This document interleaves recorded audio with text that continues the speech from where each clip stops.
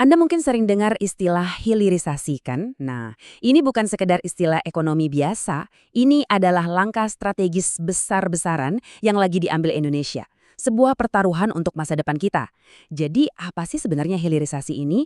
Dan kenapa ini disebut-sebut bisa jadi game changer buat ekonomi bangsa? Yuk kita bedah sama-sama.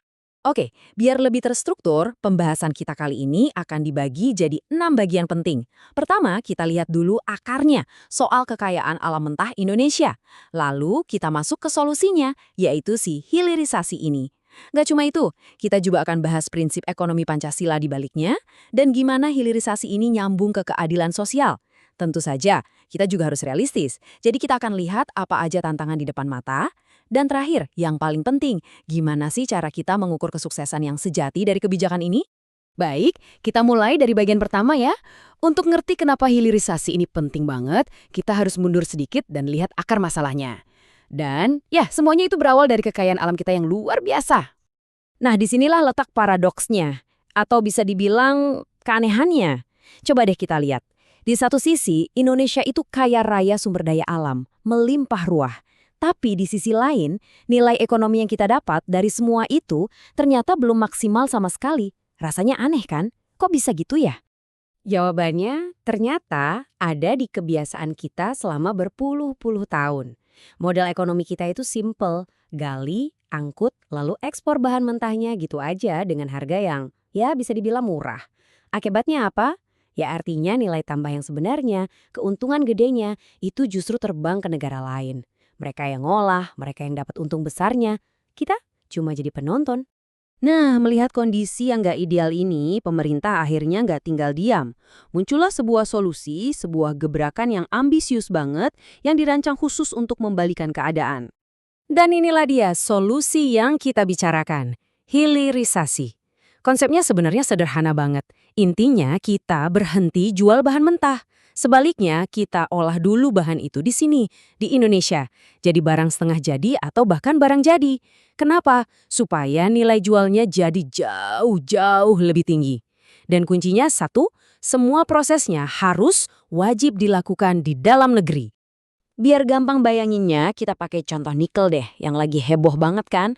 Coba lihat, kalau kita jual cuma biji nikel mentah, nilainya ya segitu-gitu aja, rendah. Tapi, coba kalau kita olah dulu di sini jadi baterai, wah nilainya langsung naik. Nah, gimana kalau kita bisa lebih maju lagi, sampai bikin mobil listrik sendiri? Nilainya itu bisa melonjak gila-gilaan. Inilah yang disebut lompatan nilai tambah. Jadi, kita harus lihat ini lebih dari sekadar cari untung ya. Poin utamanya itu visi besar di baliknya.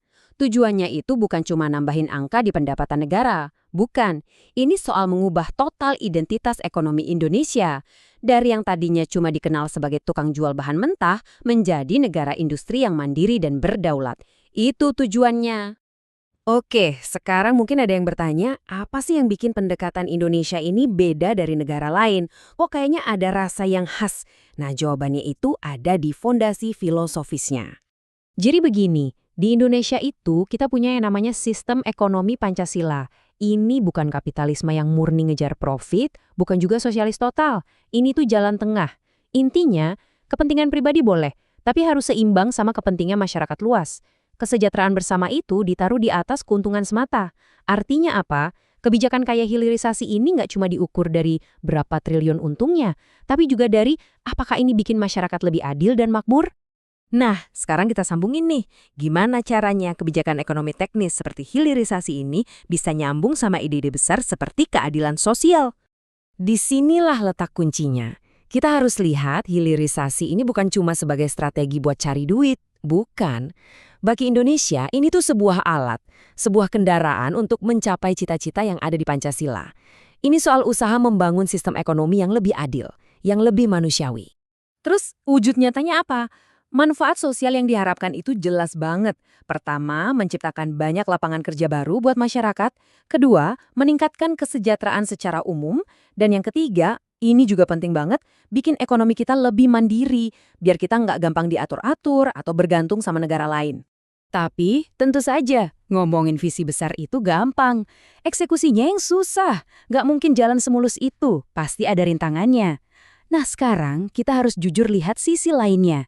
Apa saja sih tantangan berat yang ada di depan mata? Pada dasarnya, janji utamanya kan ada di sila kelima Pancasila, menciptakan keadilan sosial bagi seluruh rakyat Indonesia. Sebuah janji yang luar biasa. Tapi, yaitu, menepati janji sebesar ini jelas nggak gampang. Janji itu langsung berhadapan dengan tembok realita yang tinggi. Setidaknya ada 3 tantangan raksasa. Satu, butuh duit yang super besar, investasi masif buat bangun semua pabrik dan industrinya. Dua, kita ngomongin teknologi canggih, yang sayangnya ketersediaannya di dalam negeri itu masih terbatas banget. Dan yang ketiga, yang nggak boleh dilupakan sama sekali, risiko kerusakan lingkungan. Ini nyata dan tinggi banget, jadi harus dikelola dengan super hati-hati. Oke, dengan segala visi besar dan tantangan beratnya, pertanyaan berikutnya adalah, gimana kita tahu kalau hilirisasi ini sukses? Apa ukurannya? Nah, kalau kita pakai kacamata Pancasila, cara ngukurnya itu beda banget sama cara ngukur ekonomi pada umumnya. Nah, di sini perbedaannya kelihatan jelas banget. Kalau pakai ukuran tradisional, sukses itu ya angka. Pendapatan negara naik, PDB tumbuh, berarti sukses. Titik. Tapi, kalau pakai ukuran Pancasila, pertanyaannya jauh lebih dalam.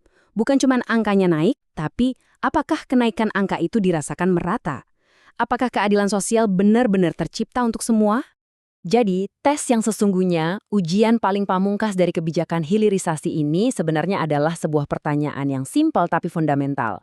Apakah manfaatnya benar-benar sampai ke semua orang? Apakah kue kemakmurannya dibagi rata? Dan ini yang paling krusial.